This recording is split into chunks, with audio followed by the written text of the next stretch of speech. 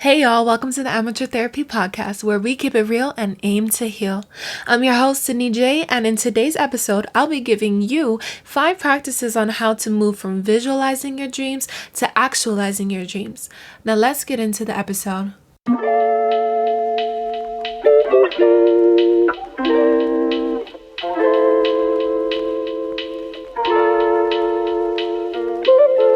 How are we today? I really hope well. I hope blessed. I hope, my hope is that you're ready to have some real talk, all right?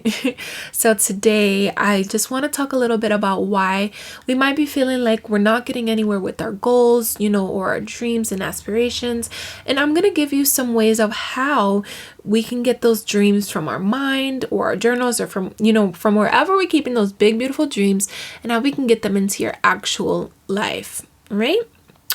So just to start, I think that we can all agree that many of us have goals or dreams or aspirations that we really would like to see come into fruition, right?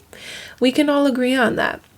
But lately, I've been noticing a lot of advice I've heard, from gurus or pastors and this person and that person. And I've just heard a lot of them saying something along the lines of this. Well, you just have to imagine the life you want and just live it out. I mean, thanks, I guess. How many times have you heard that? I know I've heard this a billion times, but I've really started to find that no one who's ever given me that advice has told me how to live it out. They've only focused on the what I need to do. All right. So, I think that we, especially my age demographic, which is early 20s, I'm 22, we're often told what we should be doing. We should be journaling, we should be manifesting, we should be dreaming big, we should be praying, we should be doing that and this. And, listen, I'm not against any of these practices, but because I very much practice them myself, but I just want to emphasize today that we rarely are told how to get from the vision that we have to the reality that we want. And rarely are we told how, to pull from that visualization of our dreams and transition that visualization into the actualization of those very dreams we have. So because I'm seeing this problem show up, and it's not only in my own life, but in my peers' life and in some of my family members' lives and just all around in general, I want to share with you today my 5 big hows that I practice and have practiced in my own life that are really helping me move from culminating vision to culminating results. So that's from going from the visualization aspect to the actualization aspect, okay? I hope you're all with me, and let's just get into those 5 big hows. I'm really excited to share this with you. So number 1 is to get specific and get focused. If you have the time right now, I want you to envision the goal, the aspiration, the dream, whatever it is you're trying to reach, and once you've envisioned it, write it down. And I want you to get specific about it. What is it? Who is involved? Where geographically will you be? How much will you be making? Who do you need to get in contact with to help guide you? Ask yourself these questions that will help you specify the details of your dream. Just use the 5 W's: who, what, where, when, and why. And your how will come later. I know that's an additional one, but we'll talk about that later. But really sit and identify what it is you want to do. Write it down in detail and ask deeply in your heart, in your soul. Ask that why. Why do you want to do this? What is the purpose, the reason, the intention behind this? Because your why is what will keep you motivated and, it'll keep you pushing for that dream to be actualized. So the focus part of number 1, which is get specific and get focused, is really hard to implement sometimes, I found, but it's really, really simple. So let's just have a definition right now. Focus is the elimination of any distractions that will deter you from your path. So just think of it in this example. Think of it as if you're driving a car, right? And, when I drive, I'm looking straight ahead at the road. I'm looking a little bit to the sides, to see if there's anybody swerving a little bit, because when you're on the street, you have to drive for everybody, especially in New York. So, but majority of us, I'm just going to assume that we all look ahead while we're driving. But, so I'm driving, I'm going in a forward direction. So I'm looking ahead at my destination, right? But sometimes we have to glance, into the rear view mirror, the side mirrors. We might have to look back if somebody's in the back of the seat acting crazy. But it's just a glance, okay?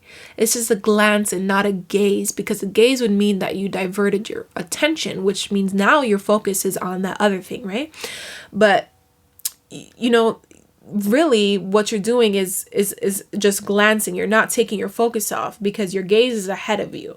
So if at any time, when we're driving, you divert your focus to the passenger in the car or somebody in the back seat, it's very likely that you might swerve into another lane, right? Or even worse, you might get into an accident, and that's not cool. I don't want to get too explicit, but anyways, so in this example, you can put your dreams into this example. Think of it like this. Always think about your dreams as something you want to focus on. Think of it as that destination you're looking towards while you're driving, right? Because if we're not focusing on our dreams are likely to either be pushed to the side, they might be pushed into another lane, swerved into another lane, or they will just crash and burn. And we don't want that. We do not want that, okay? So get specific and get focused. Y'all got that? Okay, let's move on to number 2. Number 2 is to adopt accountability. Being accountable means that you choose to be responsible to and for the things you say and do. So if we claim to want to make our aspirations reality, and if we claim to want to take our dreams from, the visualization state to the actualization state, we really have to be accountable. We have to figure out what it is we have to do to get where we want to be with our dreams and goals. And when we figure out what we want to do and what we have to do, work at it every day, 10 minutes a day, 20 minutes a day, all day, whatever it takes. Just hold yourself accountable to reaching your goals and really doing something that the you of tomorrow will thank you for. So, like I said earlier, if you have time right now, just think of one thing that you can start holding yourself more accountable for. Maybe it's money. Maybe it's your relationships. Maybe it's, I don't know, whatever it is to you that that you can up your level of accountability on, okay? So I'll give you an example. Let's say I have to be more accountable over my spending habits. Let's say it's payday and I say, okay, well, every time I get paid, I will only allow myself like 15% of my check to spend on outside activities, like going out to eat or buying myself a pair of shoes or something like that, something leisurely, something that is for me and not towards, the bills and stuff like that. But the rest of my check, that's going to my bills, and the rest is going into my savings account. If I choose to go over that 15% budget, like, not once, but I'm doing this every week, every couple weeks, I'm putting myself in a position that's a practice of not sticking to what I said, because I said I would only take 15%, but this week I'm taking 20, next week I'm taking 30. Like, I'm not sticking to the standard that I set for myself. Does that make sense? So when I'm not sticking to what I said, that practice is leading me to sacrificing my accountability, and it's sacrificing my ability to take care of my main responsibilities, which are paying my bills on time, right? And, stacking up money in my savings account, right? So if you're doing that in your life with the things that you want to be holding yourself accountable to, you're sacrificing that accountability. And you're sacrificing your ability to attain that goal and to be held steadfast to what you said you wanted to do, right? So that leads us to starting to make excuses, right? Because when you're losing your accountability, you don't want to you don't realize that you're not in a position to be doing what you said you wanted to do. And that's how you know you're losing accountability or you're not holding yourself accountable, is when you start making excuses. So similarly with your own goals, if you get into the habit of not doing the one or the many things to work towards them, and you find that you're making excuses and that you're not getting stuff done, that's when you're lacking accountability. So let's render a solution for that. Pick that one thing or a couple things that you can start holding yourself accountable to, and do not sacrifice that accountability. Don't sacrifice it, because it's going to leave you one step behind, and then you do it again. Now you're 2 steps behind from your goal. Now you're 3 steps and 4 steps and so on and so forth behind on your goals. All right. So I hope that one's really clear. That one's a little forward, but that accountability aspect really forced me to get serious about a lot of things in my life, and it really has transformed my integrity and a lot of other things in my life. So just do the right thing and be accountable, okay? So now we're on number 3, and that is to establish systems, not goals. So I know that sounds a little crazy, but I personally love this one so much, and I really hope that it's gonna bless y'all how it has blessed me, because it really has transformed my life and my level of productivity, right? So I really hope that y'all can implement this one. So anyways, back to the point. Establish systems, not goals. Goals are something I like to say they are outside of a fixed realm, because when you set goals, they are a loose fraction or a loose goal that's set into our very ever-changing lives, if you will, or because our lives change every day. Even if we might have the same mundane tasks, something is changing within our day. Something is new, something is fresh, like every day. So anyways, goals are outside of a fixed realm. And that means that at any point, interruption can come into our progress towards a goal. Like at any given moment, our goal, like our progression towards our goals, can be interrupted. And when you have systems in place, that disruption is less than likely to occur, because you're doing everything in your power to keep the system flowing and working to its fullest potential.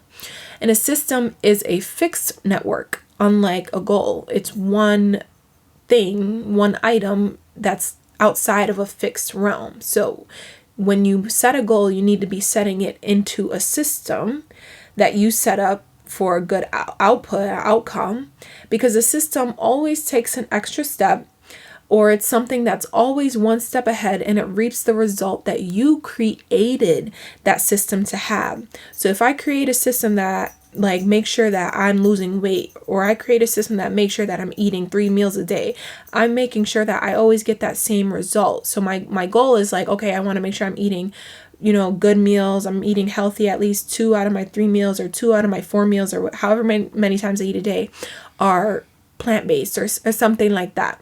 I'm making sure I'm setting up a system that will help me and always make sure that I'm attaining my goals.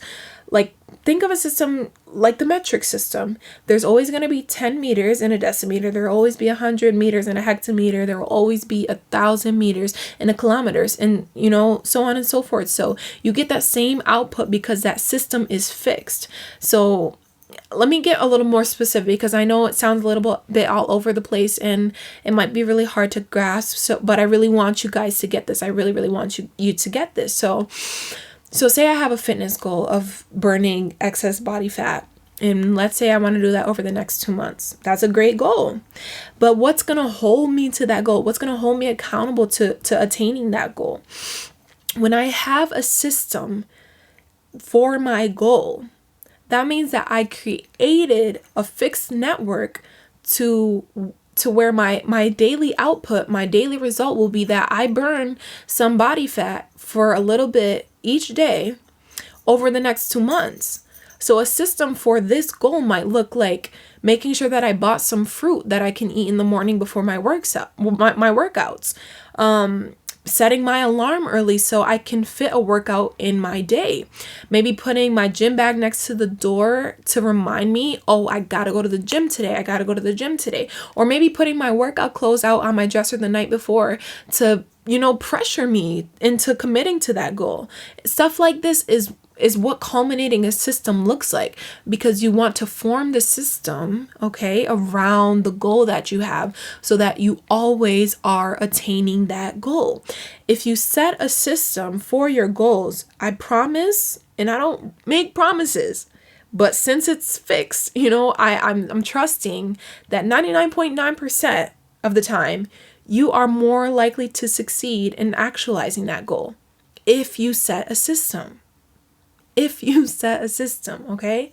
So set systems, not goals. I know that was a lot, but I hope that you can get it and grasp the concept that I'm trying to portray here. Okay, 2 more of the 5 big hows. Number 4 is find your tribe, because we got to have our peoples. You got to have your peoples, y'all. You have to get a team, an inner circle, or a group that really loves you and supports you and that they're loyal to you. And make sure that they're loyal to seeing you achieve all that you hope to achieve. When you're surrounded by people who inspire, support, and love you, there's just a greater feeling of assurance and self-security and self-belief that, hey, you know what, I can do this. I can actualize my dreams. And I think that most people know that old saying, who you surround yourself with really matters. But I think that we often forget why.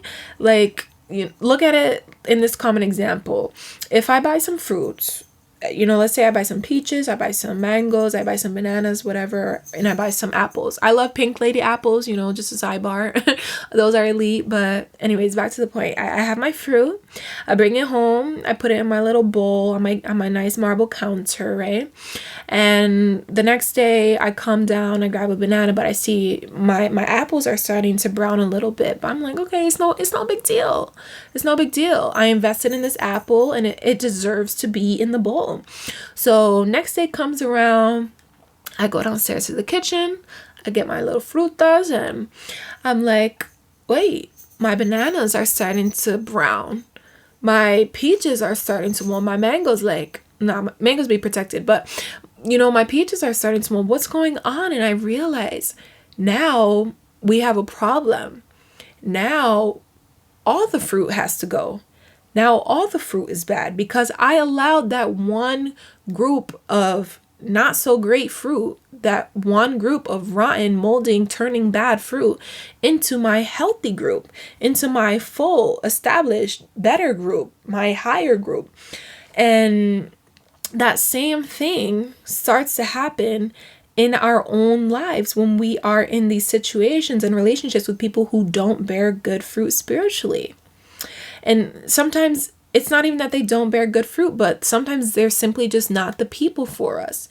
And we start to rot. We start to stoop to their level and we start to become like them. And we start adopting behaviors that don't really reflect who we are. And honestly, sometimes there's that one person, and I used to be this person, but there's always that one person who's like, oh, I'm the positive person in the group and I can rub off on them and blah, blah, blah. But our job is not to change people.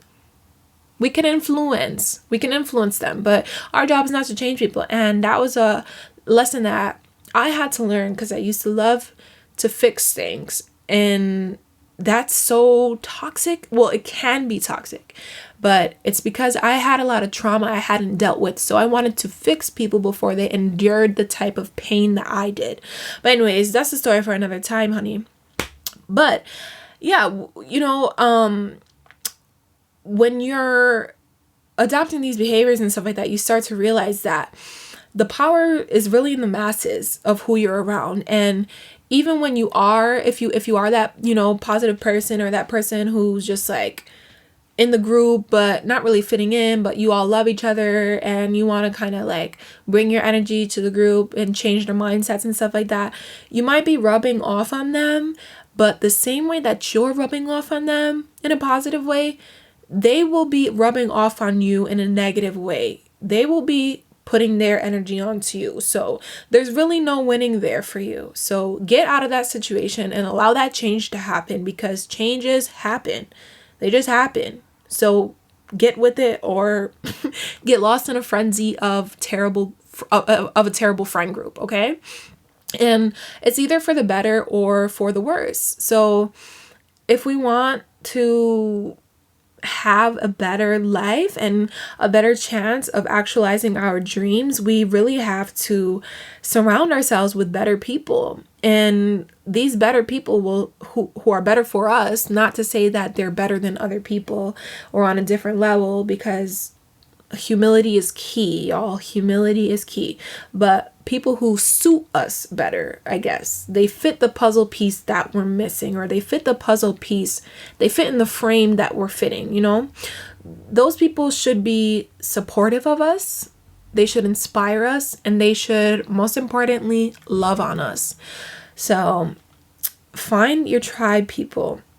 I feel like I was sounding a little harsh and a little personal because I've been through this, but I hope that it's clear, and I hope that it's making sense. So we are now on to the last but not very least, and that's number 5. Be open and accepting of change. I know that I was just talking about change a little bit. I was just saying that changes happen, but really change is inevitable. We have to learn to roll with the punches, and we actually have to start learning how to be prepared for these punches and these changes. Be expectant of these changes to come. I actually just finished reading a book.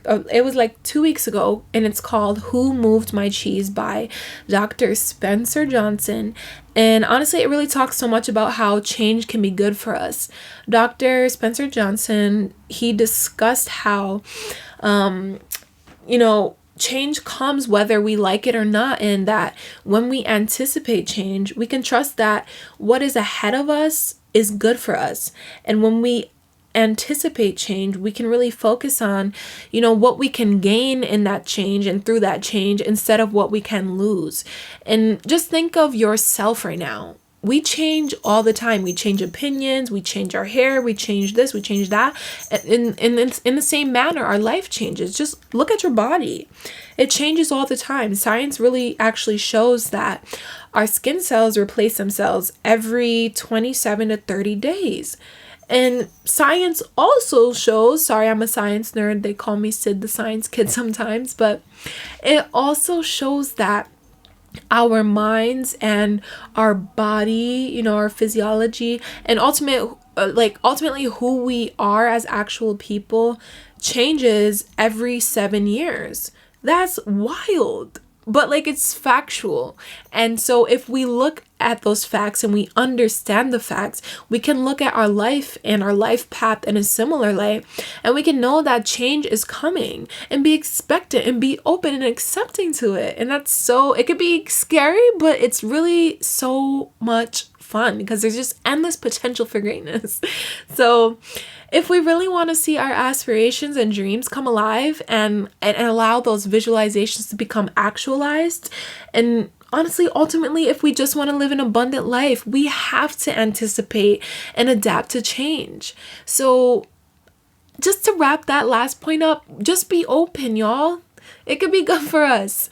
It can be good for us. So just be open to life. Whew. Y'all, that was really a lot. Wow, that was really a lot. But I really hope that it has blessed you even in the slightest. I know that it has definitely edified and changed some aspects of my life. So just let's wrap up for the day. So today we talked about how to get our dreams from the state of visualization to actualization. And today I shared with y'all my 5 big hows for that transition. And they are: number 1, get focused and get specific. I don't know, I think I'm saying that backwards. Yeah. Get specific and get focused. Number 2, adopt accountability. Number 3, establish systems, not goals. Number 4, find your tribe. And number 5, be open and accepting of change. Ooh, let's give a little clap. That was a lot. I'm so happy to share this with y'all, and I really hope that it's blessing you in some way. And I'm just really happy to be, and I'm just very grateful also to be a vessel. And I really hope that you've enjoyed today's episode. And if you listen all the way to the end, I just want to say you're a real one, and I love you so hard. Thank you so much. And if you feel like it, please share it, please like it, and just leave a comment or questions, concerns. If you want to be on the show, comment and we can talk about it. If you want to share your thoughts but you don't want to comment, you can feel free to email me. And my email is at amateurtherapy1@gmail.com. That's amateurtherapy with the number 1 @gmail.com. And I would really, really love to hear from you. I really mean it. I love feedback. If you think my podcast sucks, tell me. If you love it, tell me. Like, if you like it, if you want to talk about other topics, if you have things that you really would like advice on or me to discuss, or if you want to tell your story on this show, we can talk about that. Email me, comment, whatever. But anyways, it's been very real. And I just thank you for tuning in to the Amateur Therapy Podcast, and I'll be back next week. Remember to keep it real and aim to heal.